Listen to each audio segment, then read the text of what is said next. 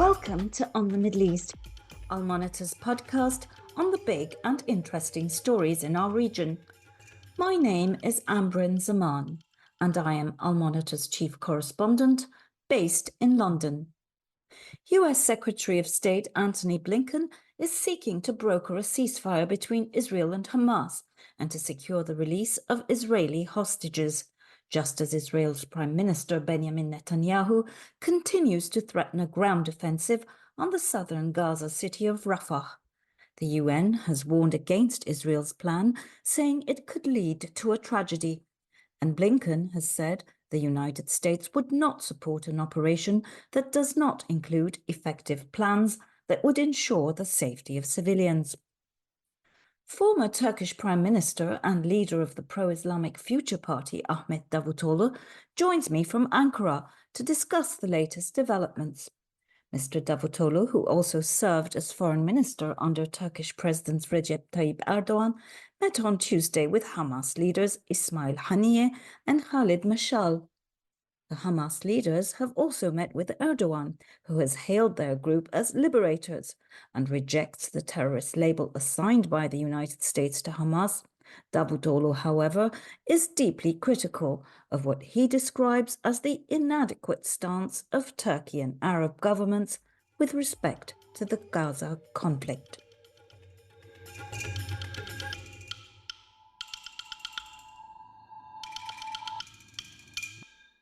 Welcome to our program, Mr. Davutoglu. It's a pleasure and honor to have you with us here today. Thank you. Thank you very much. It is a pleasure and honor for me as well. So you've just had a very interesting meeting, I believe, with Mr. Ismail Haniyeh and Mr. Khaled Meshal of Hamas. And so I was wondering whether you had any new, fresh information for us concerning the possibility of a ceasefire hostage exchange deal for Gaza. Yes, on Tuesday we had a meeting with Khaled Meshal, Ismail Haniyeh, and the leaders of Hamas political bureau. I had long relations with them in the past. In 2006, when Hamas won the election, Khaled Meshal, at that time the leader, came to Turkey. It was a fair and objective election, and Hamas won the election. Despite of this electoral victory, Hamas was isolated, and the results of the elections were not respected. At that time, we tried to be a bridge.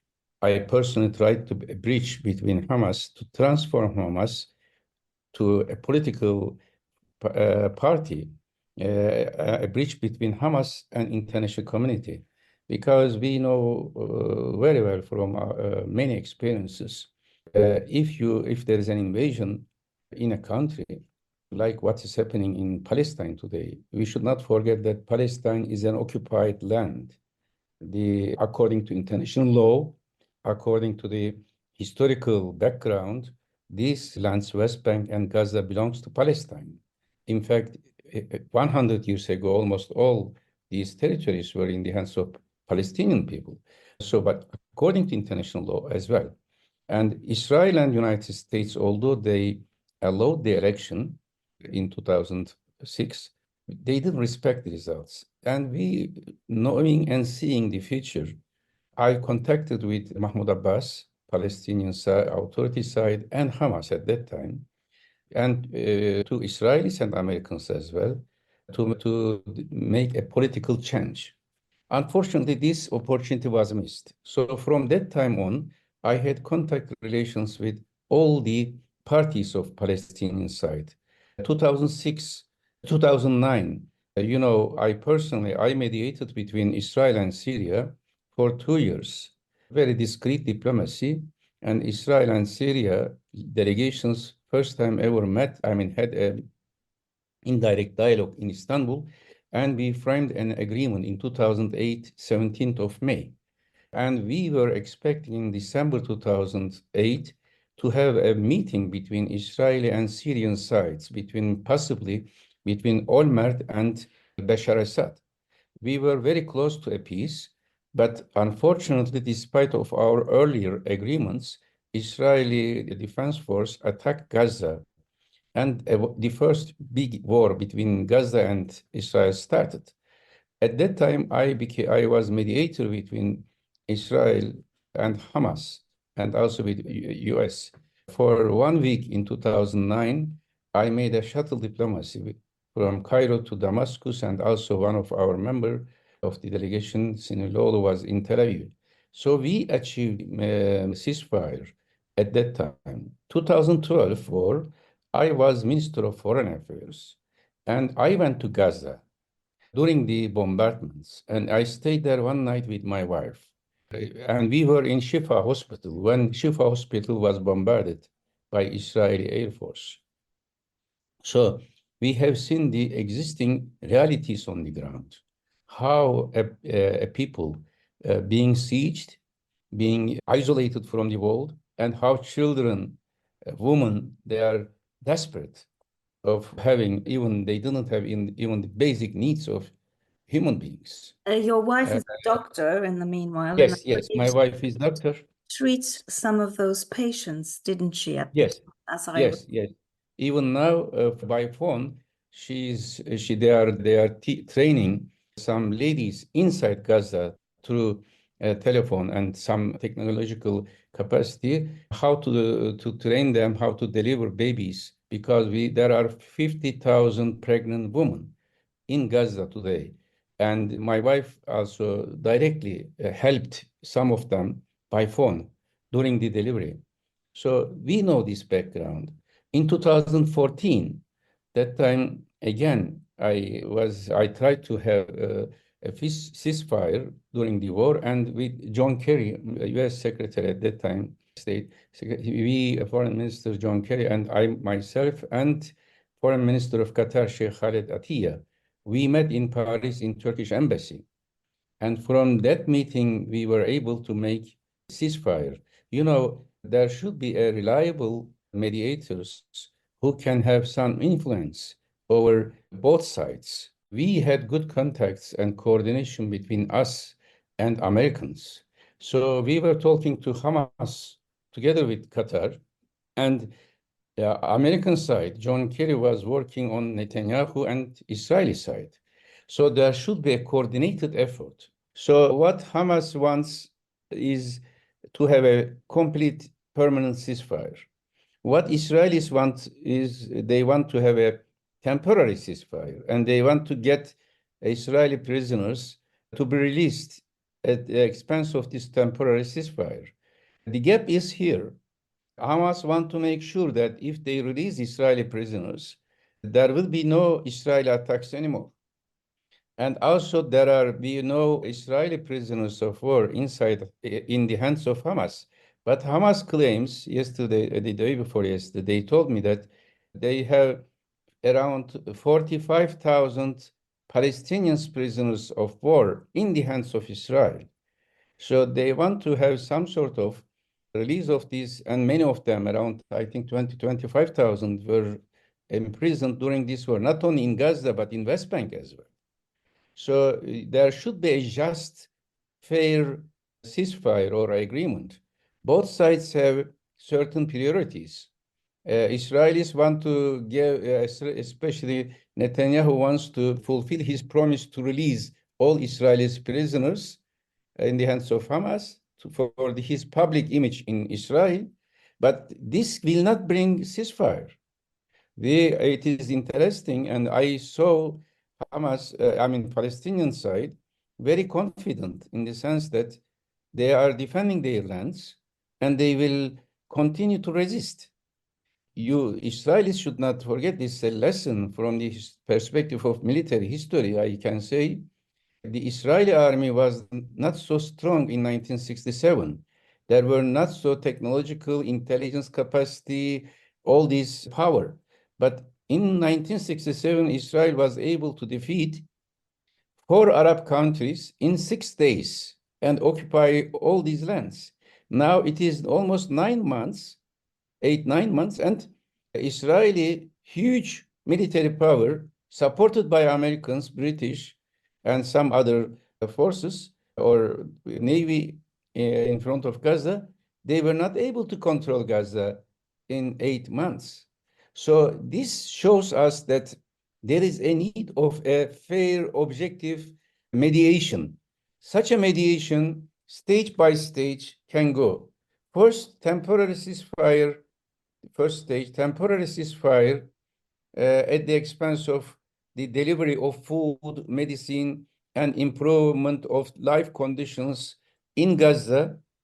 After some time, after establishing establishing some sort of confidence to each other, the second stage might be permanent ceasefire and release of both sides prisoners of war simultaneously at the same time. The third stage should be reconstruction of Gaza. Israel has destroyed everything in Gaza. So now Gaza people has the right to live like other human beings all over the world. Mr. So Davutoglu, you said at the beginning of our conversation that when you first started your contacts with Hamas, you did that in the hope of transforming them into a purely political movement. But what we saw on October 7 was something quite different, with Hamas attacking Israeli civilians and killing some 1,200 of them. How do you feel about that? Do you feel that these efforts have obviously failed and that Hamas is clearly not just a political movement, but according to at least to Western governments, is a terrorist organization? I think the best answer to this question was given by my dear friend, United Nations Secretary General Antonio Guterres. He is a very respected person. I had many in the past. We worked together on when he was UN High Commissioner for Refugees on Syrian issue. We worked together on many other fronts. When he said, I quote, 7th of October did not occur in a vacuum. This might be understood well. If it was a missed opportunity, if 2006, Israel and US respected the democratic choice of Palestinian people, I am sure the situation would have been very much different. In 2006, same year, there was an election in Iraq, and the Americans claimed that election in Iraq was a victory of democracy. Okay, if you respect the election of results in Iraq, why don't you respect election results in Palestine? And they claim that Hamas is not political. Then why did you allow Hamas to participate in elections if they are terrorists? So this is the double standard of American side, of Israeli side, when they like someone or a group, and when they won this group win the election, it is respected. When they don't like another group like Hamas, the election results is not respected. What was the expectation? At that time, they thought that PLO would win the election, so Hamas would be forced to be an opposition party. But democracy, you cannot predict. Democracy is democracy. Why Americans, after Trump in last election, they came to Congress and all Americans said, you have to respect the result of the election. Same thing here. It was not responsibility of Hamas or Palestinian side. It was responsibility of American and Israeli sides to respect this election. If, despite of their respect to election, if Hamas continued these actions, okay, then you can criticize. But Hamas made peaceful, not Hamas, I don't want to say Hamas. It is not a problem between Hamas and Israel. We have to understand today the problem is not between Hamas and Israel. The problem is not even between between Palestinians and Israel. The problem is not between Arabs and Israel or Muslims. The problem is now between humanity and Israel. Israel is committing a genocide. And this case has been accepted by International Court of Justice.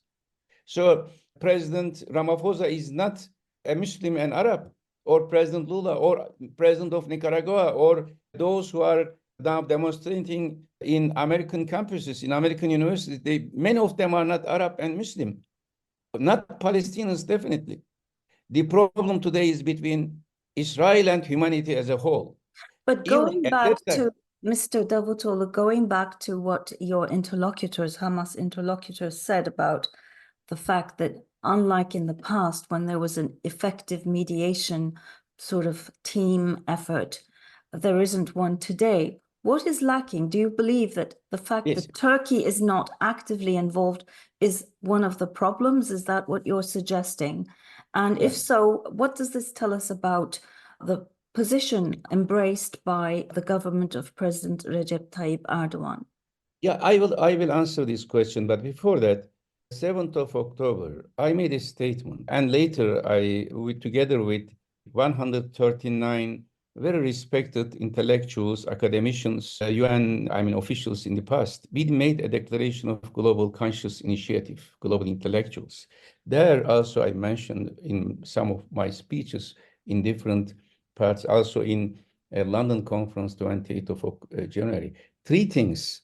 Three elements should not be ignored when we analyze 7th of October case. I say case because it should be investigated by an international committee. What happened? Because three elements. One, for several months, Masjid al-Aqsa was invaded by police dogs and by brutal force of Israeli forces against people who pray there. Secondly, Arab countries, including Turkey later, started to normalize relations without making any reference to Palestinian issue. Before, normalization between Arab states and Israel was the prior condition was solving a Palestinian question. So Arab countries start to normalize without making reference to Palestine.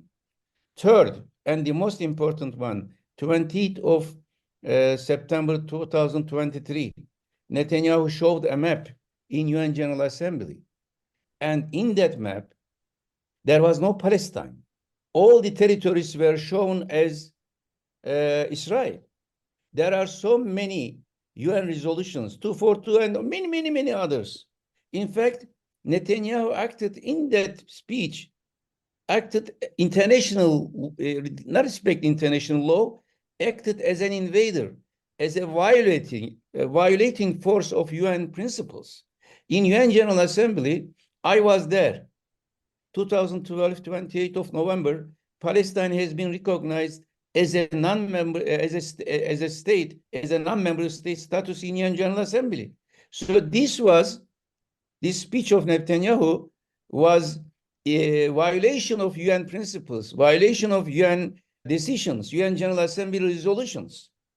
And nobody said anything. So put yourself in the shoes of Palestinians. They said, okay, we were ignored by Arabs. We were ignored by Muslims. We were ignored by the international community.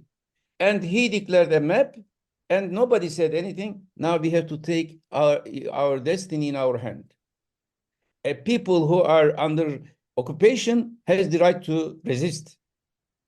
People who are being oppressed despite of UN resolutions has the right to resist.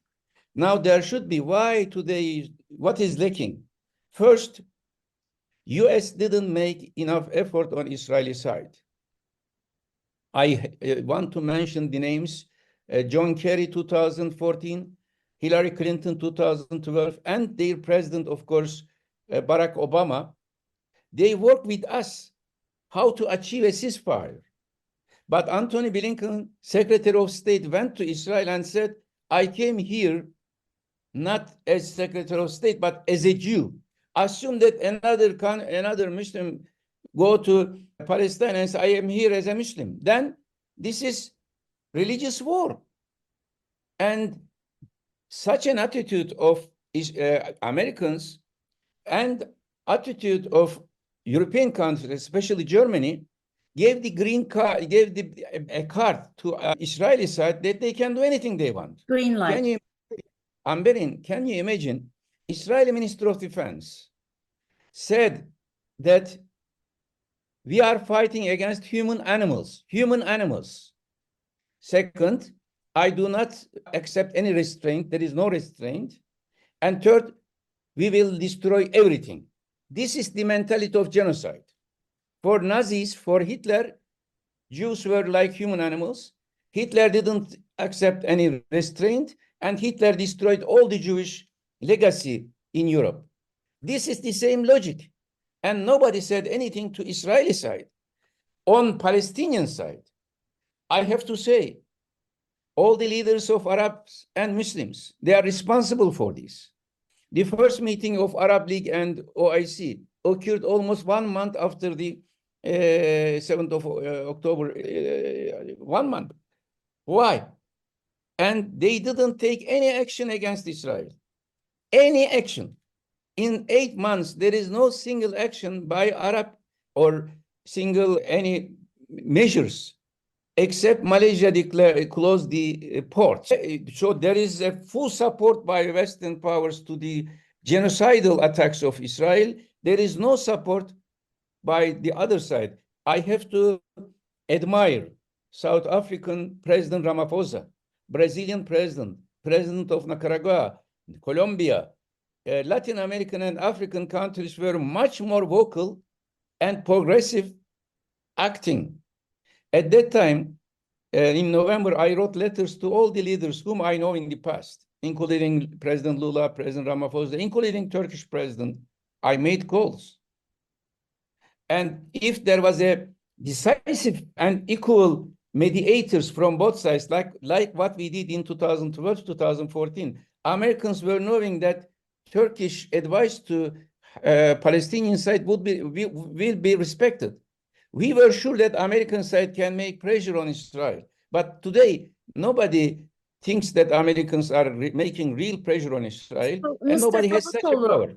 why is it, do you think, that the Arab countries, as you describe things, don't seem to care? And does this reflect the feelings of their own people?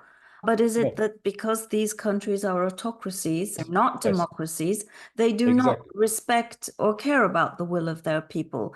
Now, looking ahead, do you believe that this poses a risk to their leaders in the future? And for example, if we're to focus on Saudi Arabia in particular, because there's an enormous effort on the part of the United States to get them to normalize with Israel, do you think that if at this time Mohammed bin Salman went ahead with this, because he's driving it, do you think that he would be putting his throne, his eventual throne, at risk? This is a very specific question, but before that, I want to compare two pictures.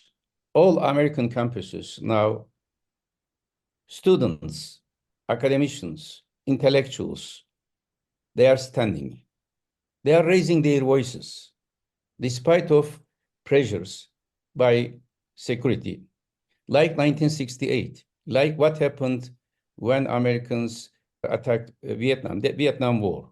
A similar reaction is occurring today in American campuses. What is happening in the campuses of Muslim countries and Arab countries?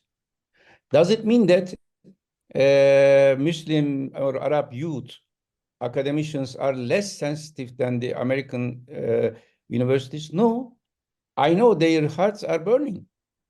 But this is the difference between democracy and autocracy. And Turkey in that picture, because Turkish youth went out on the streets and they were arrested and manhandled by security forces. I agree, and therefore I harshly criticized our government when they arrested these youth. Some of them I know personally. And I also, the first week during the attacks, I called Turkish government to ban airspace to Israeli flights and to stop, to implement economic sanctions. And unfortunately, Turkey today is like Arab countries, like main tradition in the East, using harsh statements, harsh rhetoric, but not acting properly. So that was not the case before. What should Turkey be doing, Mr. Davutoglu? What should they be doing? Severing ties with Israel as Colombia has? Or what should Turkey be doing?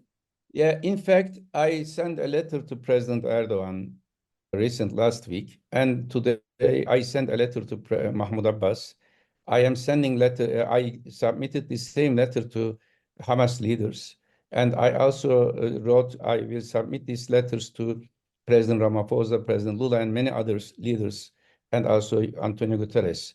What we do now, together with yesterday we had a Zoom meeting with leading intellectuals from different corners of the world, and we are making a call to world leaders.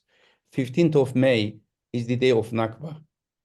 So 15th of May, the Nakba Day should be declared a day of respect to Palestinian rights, a day of mourning for the victims of genocide. Secondly, 15th of May, these leaders should call a summit-level UN General Assembly meeting. UN Security Council rejected the recognition of Palestinian state as full member by the veto of United US. States. They did the same in 2012. But we bypassed this through UN General Assembly resolution recognizing Palestine as a non-member status. Now, full member status, UN General Assembly in this meeting should a resolution should be accepted, calling UN Security Council to recognize Palestine as a full state, full member states.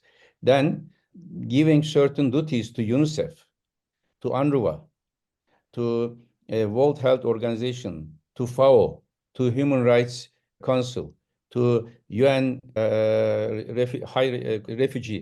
Refugees Commissioner, that they should study, investigate, and bring solutions for regarding the continuing genocide in Gaza and the situation of children, women, civilians on the ground, medical situation. In the same resolution, in the same meeting, they should get briefing from these organizations. Then UN General Assembly formed a delegation to go to Gaza to see the situation on the ground and prepare a report to UN General Assembly, including UN Secretary General, appoint a task force on the ground. So this is a package. There should be an international initiative at this moment, not Arab initiative, not Muslim initiative. All international community should act together to stop these war crimes and genocide. And Turkey should lead this process. I called President Erdogan, who is my close friend in the past, but now I have another party because I am against certain policies regarding human rights, regarding democracy, regarding corruption, etc., etc. This is domestic issues. But on Palestinian issue, I feel responsibility as a human being, not as a Muslim, as a human being to stop this genocide. Mr. You know what will happen, Amberin, Yes. if we do not stop this genocide on the ground, next year another similar instance will happen in another corner of the world, and there will be no respect to basic norms of already international law. happening in other corners Yes, of the world. Look at in Sudan, and Myanmar, nobody cares yes, what's in happening. Myanmar, what's happening in Sudan. Myanmar and in Uyghur region, etc. So we should not allow this to continue. Well, I mean, Turkey has toughened its stance in recent weeks with the restrictions brought on certain export items, and the fact that they've now backed South Africa at the International Criminal Court. And do you believe that President Erdogan cancelled his trip to the United States because of Gaza? Because that's what some people seem to believe. I don't know, but I send a message that if this is the case, if I was his advisor, a chief advisor or his minister or prime minister in the past, if we had relations, I would suggest him to go to US, to Washington. And I would suggest him in press conference next to President Biden, he should his voice and he should say to President Biden, Mr. President, you are the leader of a global power, and you are the only leader who can influence, who can change the situation on the ground. A genocide is continuing on the ground, representing Turkish nation as well as all nations all around the world protesting these Israeli attacks. I ask you humbly that you should stop this genocide now. If he said this in Washington, in the presence of President Erdogan, President Biden, his stand would have been much more respected and much more effective, like when he said 1 minute in Davos. So not going to Washington is not a solution. I talked to our minister, and in my speeches, I said, the easiest way to reach Tel Aviv is through Washington. The easiest way. In the past, when I was chief advisor, minister of foreign affairs, I did so, and we were able to achieve ceasefire. Unfortunately, today, Turkish-American relation is not based on mutual respect. Therefore, also the economic situation in Turkey and many other factors are influencing this. Today, Turkey wants to be in coordination with Arab countries. That's good. That's very good. But at the same time, Turkish relation with EU, Turkey should raise the voice inside EU, not Ankara. President Erdogan should speak in Brussels, in Washington, in London, in Berlin, in Paris. Exactly what we did when we were in power. But getting back to that question about Saudi Arabia normalization with Israel, where do you think that's going? And Not only for Saudi Arabia, for all the countries, normalization of Israel without a solution in Palestine provocated this situation because Palestinians felt isolated. we must remind our audience of how many Jewish people are appalled by the violence that's unfolding in Gaza. I have so many articles, so many speeches against anti-Semitism. But claiming the protests against Israeli genocide in Gaza as anti-Semitism, this is against democracy. Israel, Jews and Muslims and Christians, they are all equals.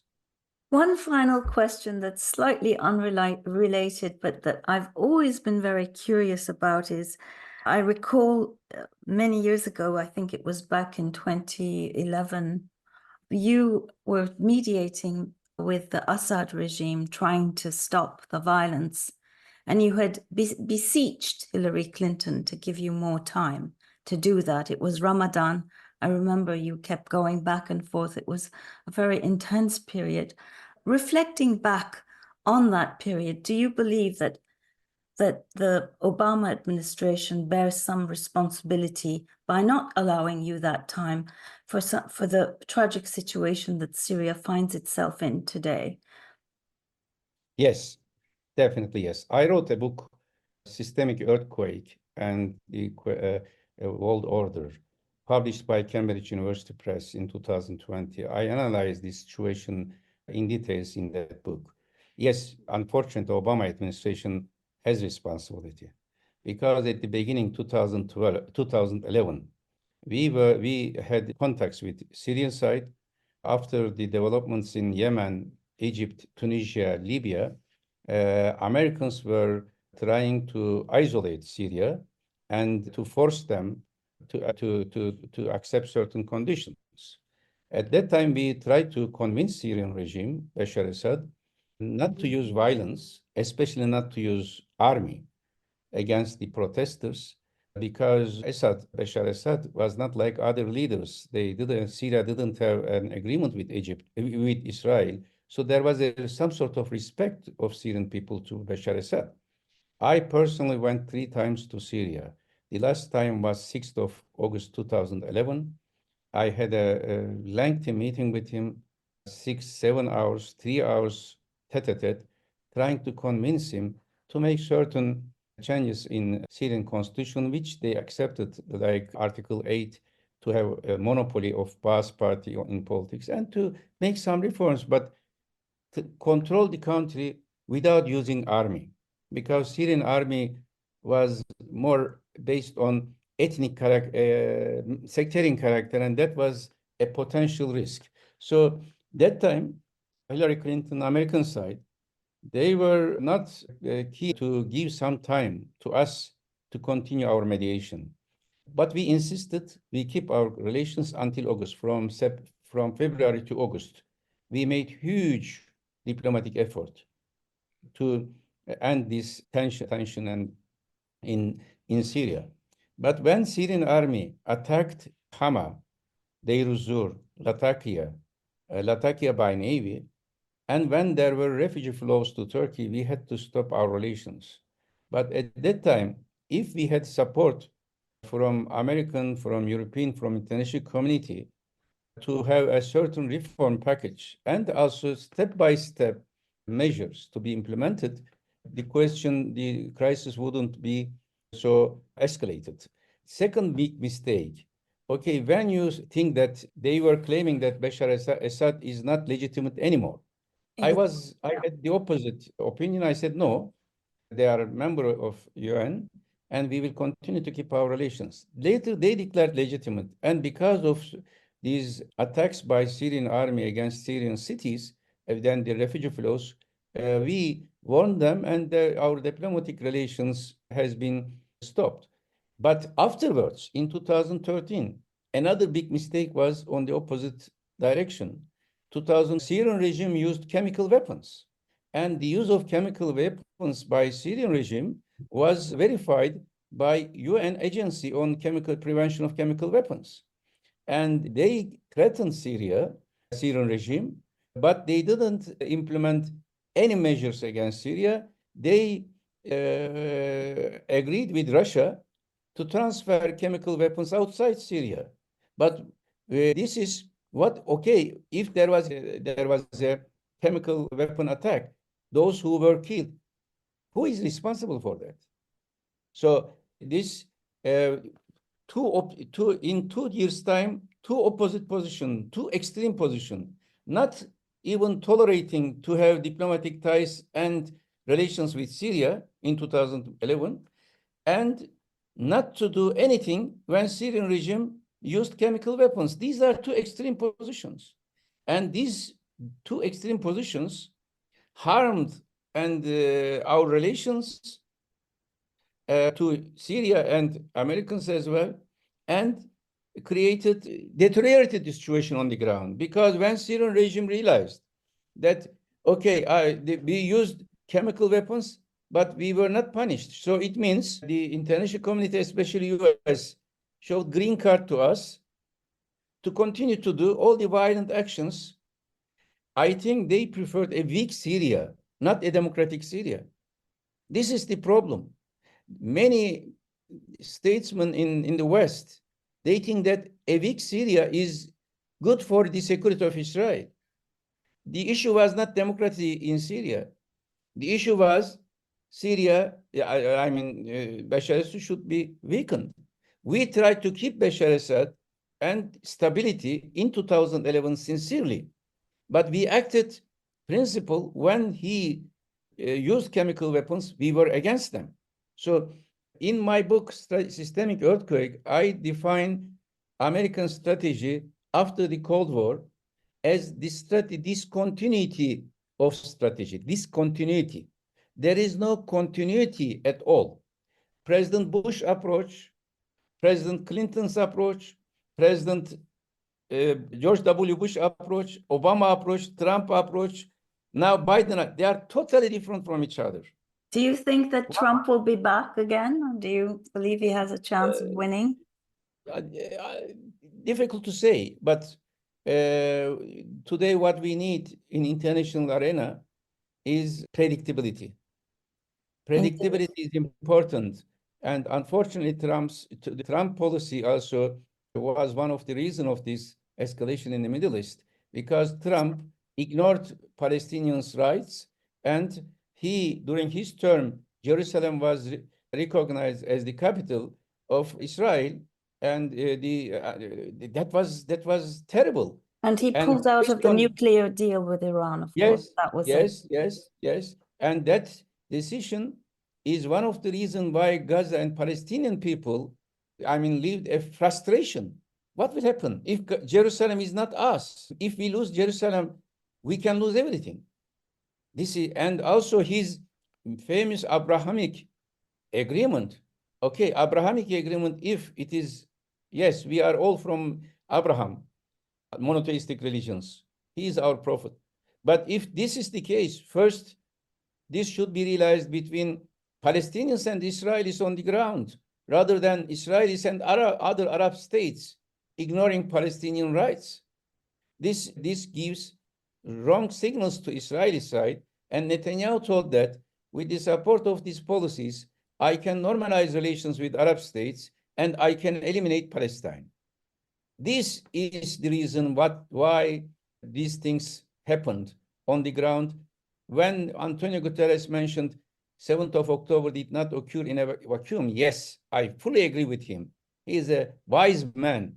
Yes, it did not occur in a vacuum, and in that factor, almost all American presidents after Oslo agreement, and all Arab leaders today and Muslim leaders are responsible. Maybe the only exception of this responsibility is South Africa, Nicaragua, Colombia, Brazil, and those who have been respecting the rights of Palestinian people. Well, thank you very much for Most joining welcome. us today, and we wish you the best of success with your efforts at peace. Thank you. Thank you very much. And this brings us to the end of this episode of On the Middle East. I hope you enjoyed my conversation with Mr. Davutoglu as much as I did. Do tune in again for another episode, and please read our coverage on www.al-monitor.com. Thank you and goodbye.